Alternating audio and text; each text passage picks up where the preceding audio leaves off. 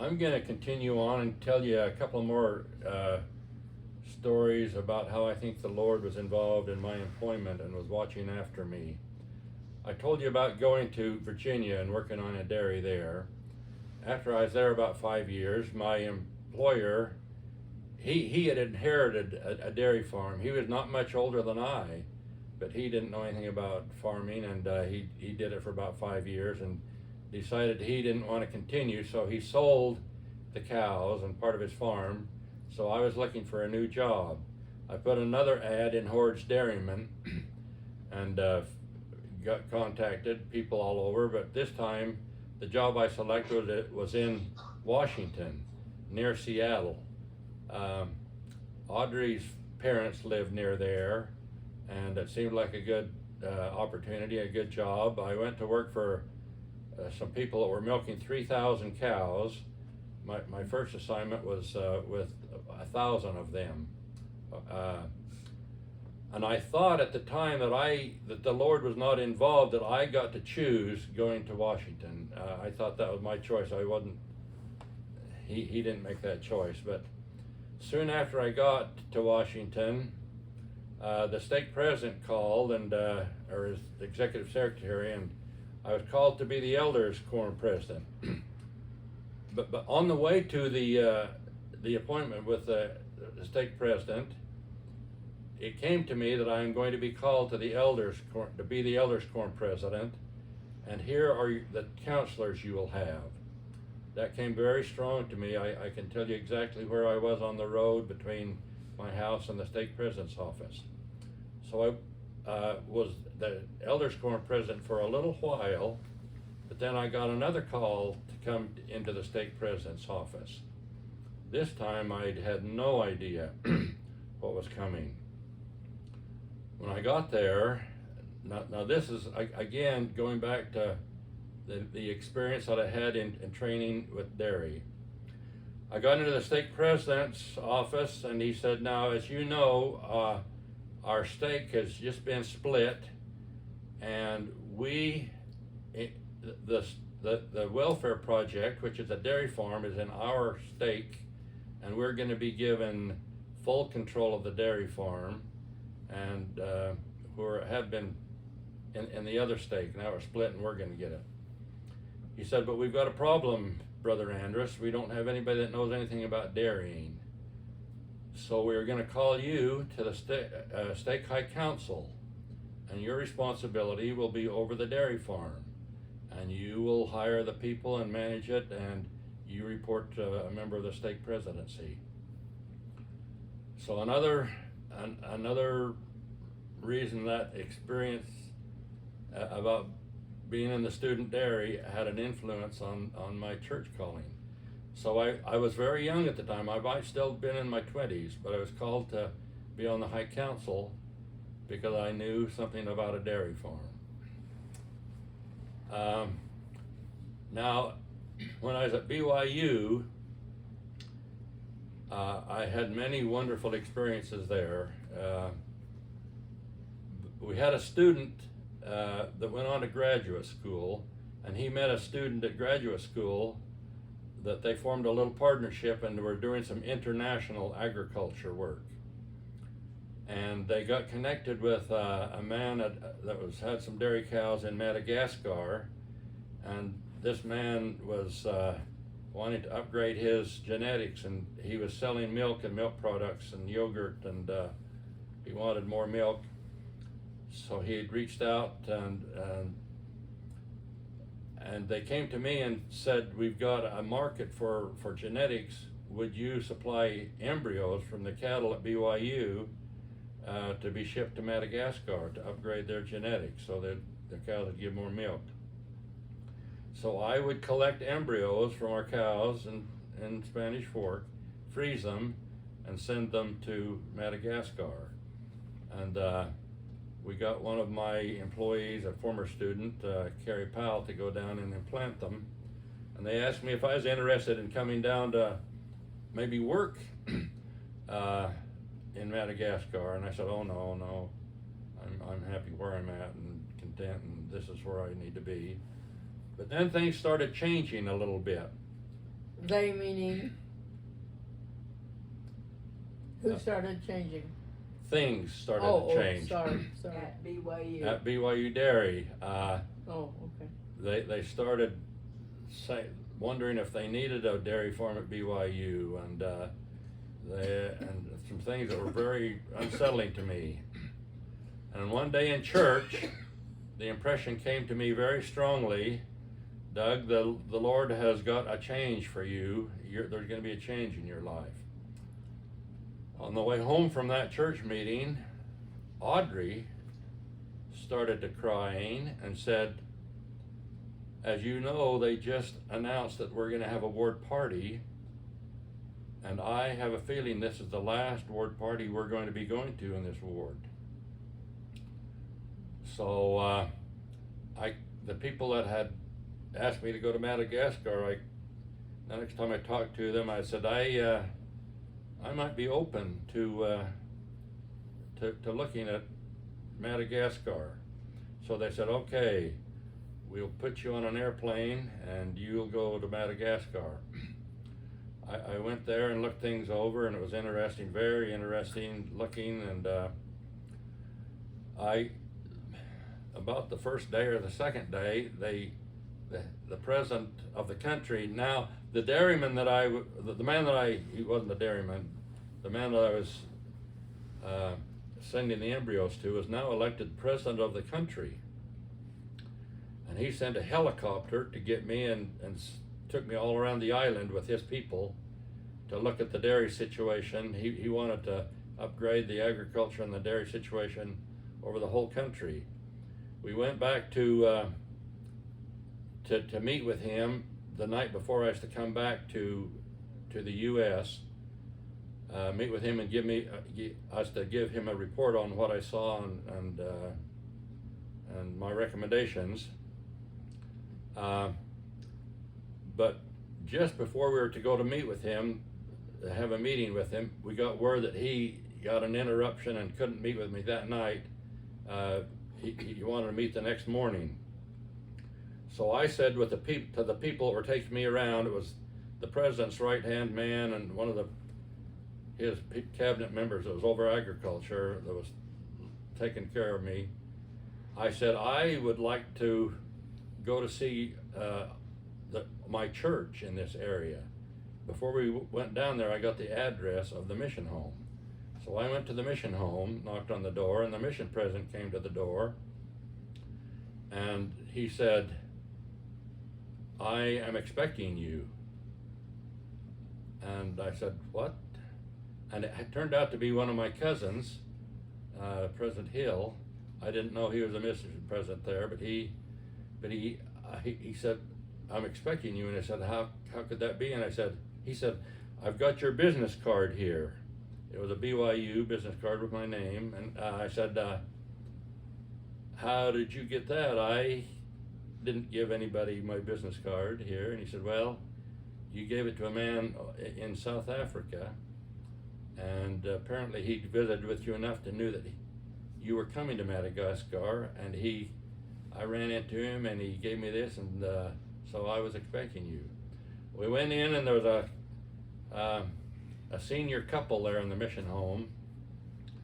There was an older couple, I assume they were missionaries, senior couple. We visited there for a few minutes, maybe 10, 15 minutes, and we left. And the next morning I went to meet with the president, give him his report, and he said, now, I would like you to come work for me. You work it out with my people and see if we can make that happen. And so we did, and I ended up going there. But the next morning, I went to the airport, and this senior couple that was at the mission home were there. And I went up to him and said, oh, hi there, I saw you last night. Sorry I didn't get a chance to visit with you more. I'm assuming you're a missionary couple. And he said, well, I'm Elder Oakes, of the president of the 70s, and I'm in the area presidency in South Africa, and the church has a shipload of humanitarian supplies for Madagascar. They had just had a big storm, but the church, our shipload of supplies are in the harbor, at the dock, and they're wanting a big, what do you, bribe for them to accept it. And he said, I was coming here to meet with the president to talk to him about that, but the president of the country, but I could not get a meeting with him. I'm going home this morning quite discouraged. And I said, oh my golly, I have just come from his office talking to him. Here I was doing something that the general authorities couldn't get done. So I said to Lanto and Mario, the president's men that were with me, I said, I've got this situation. My church has a load of supplies, and they're holding them up at the port because they want a bribe. And Mario said, I don't know that I can get this done today, but I'll take care of that for you. So like I say, here I was, a little farm boy from Idaho, Marion, doing things in the country of Madagascar that the general authorities couldn't get done. Doug, this Brother Oaks, is that Dallin Oaks' brother? I thought he was a cousin. Okay.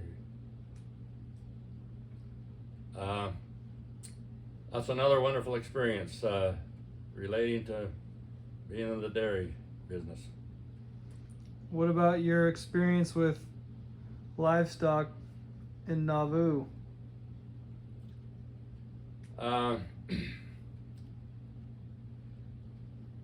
Audrey and I decided to go on a mission, and we went in to get our interview and mission papers. And the bishop that was interviewing us, he was at the baptism this morning, and we visited. He said, now, do you have any preferences to where to go on your mission? And I don't know if Audrey had a comment. Mine was, we'll go anywhere. We're open to anything.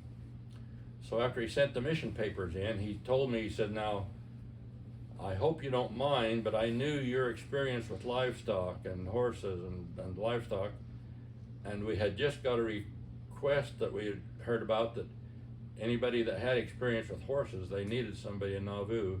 So I have recommended you to go to Nauvoo. I hope that's okay with you. And I said, whatever, if that's where the Lord needs me. So started out with doing a lot with the horses, and then I kind of gravitated to the oxen. We came home, been home a couple of months, and we just moved into our new home in Springville. I got a call from the mission president's office saying, we've got a new team of oxen. Would you come back on another mission and train these new oxen? So we went back and tell us how you trained them to talk. One of the fun things that I did when I was there was train the oxen to talk. And it was really entertaining for me, and I hope some of the guests. An oxen, one of the definitions and requirements is they have horns. And these animals have long horns, and if they move their head around a little bit, it could hook somebody or damage them. And if they felt a fly on their back and they flipped their horn, it could damage people around. So the elders were to have their hand on the horn of the oxen all the time. So I got this little trick that I would do. I could move the oxen's head by moving their horn. So I would say, some guests they'd come up and I'd say, these oxen know how to talk. Would you like to see that? And they'd say, oh yes, yes. So I'd call them by name. I said, do you want to talk to these folks? And nothing would happen. I said, would you talk to these folks? And nothing would happen. I said, now, if we coaxed you, would you? And they'd, so, and then I'd ask them 2 or 3 other questions, and I'd get them to say no or yes. And I'd say, now, what's your do you have a favorite food? Is it corn? Is it grass? Not, is it ice cream?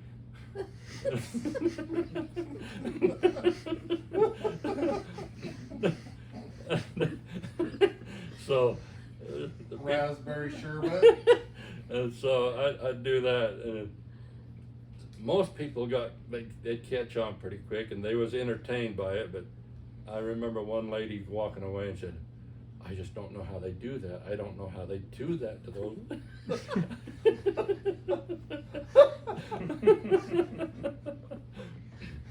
So that's my talking oxen story. Does Ken have any dog or cat talking to him in investigator's house stories? On your recent Michigan mission? No, I won't go there now. Okay, that's kind of the end for me and for now. I thought you had Do you want to talk about your Both of other yours? siblings? I could briefly. My oldest brother, John, he had children about my age, so he's almost, and they always lived close to us or with us. So he's almost like a father rather than a brother. I do remember one interesting thing. He taught me a song when I was just little. It said, "Higher up the berry trees, sweeter grows the berries. The more you hug and kiss the girls, the more they want to marry." Did he always swear a lot? I don't remember that. Yes. Did your father swear? Yes, when he got mad. Okay. Especially when he was shoeing horses and they didn't behave. Shoeing a draft horse was harder, much harder than shoeing a riding horse. Because of their size and weight. But it wasn't right when I was working with him, but I heard later that if you had livestock and swore, it was church approved. So I felt better about learning that. Margie, John's wife, she was like a mother rather than a sister. Norman, he did not live with us at all, but he would visit quite often. I was very impressed that quite often he would come by and visit, and I thought had a lot of respect for him for visiting his mother and family as often as he did. And he bought him a refrigerator. Yes, our first refrigerator was because of Norman. What year would that have been? I would have been 60s? about 10, When he bought the refrigerator? 6 or 8 or 10, yeah, maybe, so, I don't know. Well, so what year would it be? In the 50s. I would have thought that you wouldn't have been that old. I would have thought I'd have been about that old. Oh, you're probably right. It didn't, I remember it, but it didn't make much of an impression on me, so I was probably younger. Because I can still remember when we harvested ice out of the reservoir. Did you remember that? A little bit, and I remember ice in the in the sawdust. In the ice bin? Yeah. Okay. If it wasn't in the 50s, it was almost. It's Yeah. in his journal, written. Harold, he was around a little bit. He was older, quite a bit older than I. I remember how proud I was in stake conference when he bore his testimony after he came back in his report in stake conference, and the general authority asking him to bear his testimony in the native language of Holland Dutch. In my little community church in Marion, I remember twice during a church meeting, feeling the spirit quite strongly. One of them was a talk when a high councilman was talking, and once when my brother Harold was, I can't remember if it's his missionary farewell or welcome home. I remember that. One day in Lava, we were out helping the neighbors, Melvin Mon, weed his potatoes, and we worked really hard in the day weeding potatoes. I came home and my mother said, Harold is driving to Oregon to meet his girlfriend or fiance, or probably not wife at that time, and he needs some help driving. Could you drive, help him drive? I was really tired, and it was not a wise decision to have me driving all night, because I was so tired, and but I thought it was a good opportunity, fun opportunity to go to Oregon. I'd never been to Oregon, so I helped drive. I stayed awake enough that I didn't crash the car, but Did Louise go too? no, just Harold and I. Laura came back. I went on a different trip, but I didn't go with Doug. Okay, that leaves Edith, I think. Edith, you all know she had, when she was young, had a Whooping cough. sickness. Whooping cough. Yeah, she had whooping cough, and the complications from that left her mentally impaired. Part of her brain was not working correctly, and part of it was. My experience with her most of the time was very pleasant. I remember her teaching me how to play checkers. She would win most of the time, but I remember that experience. I remember her during general conference. At the time, I think we had 3 days of general conference.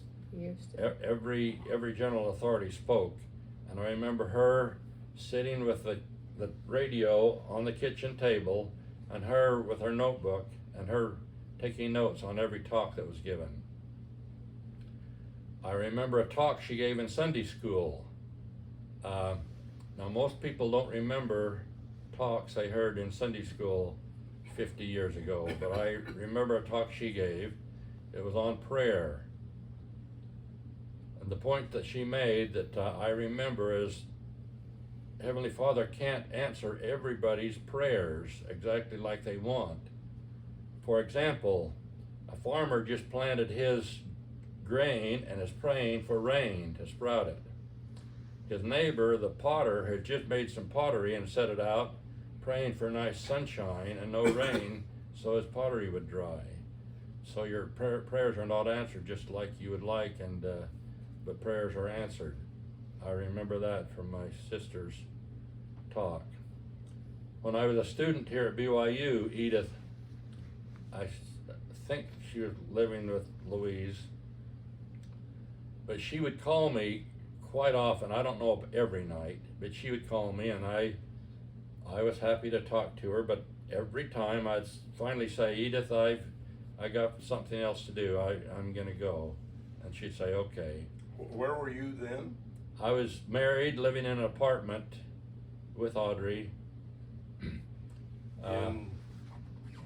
In Provo here. Provo here. Okay. But one night I said, the least I could do for my sister is when she called, let her talk as long as she wanted. So when she called, I said, okay, I'm gonna let her talk as long as she wants. So she talked and talked and talked, and it went on close to an hour, and I finally said, Edith, I've got something else to do, I've gotta go. So I didn't live up to my commitment.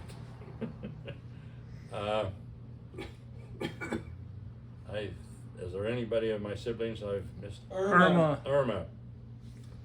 Okay, we just went yesterday to Irma's family reunion, and on the way down there, I said to this group, all of us know wonderful women, all of us know wonderful people, but I don't know of anyone that will have a greater reward in heaven than Irma. She was, I remember at the end of her life going to Provo Hospital to see her. She was sick. I don't know what the doctors diagnosed, but they determined they couldn't do anything for her medically and sent her home. Well, she had a stroke. Okay, I didn't know. But anyway, they sent her home and put her on what they called hospice. That meant that they couldn't do anything more, and she probably would not live long. And in another few days, we got the report that she was not doing well. And I don't know if all of us, but I know Ken and Colleen and I went down to see her for the last time at her home there. And she was awake and aware enough that she woke up and spoke to us, or listened to us, looked at us and listened to us. And I told her at that time that in my mind she was somewhere between a saint and an angel. That was the words that came to me, and the best definition of description of what I thought she was. And I still think that. I thought she was just as near perfect a woman as I had ever been around. Just so sweet and nice. That's my recollection of my sister Irma.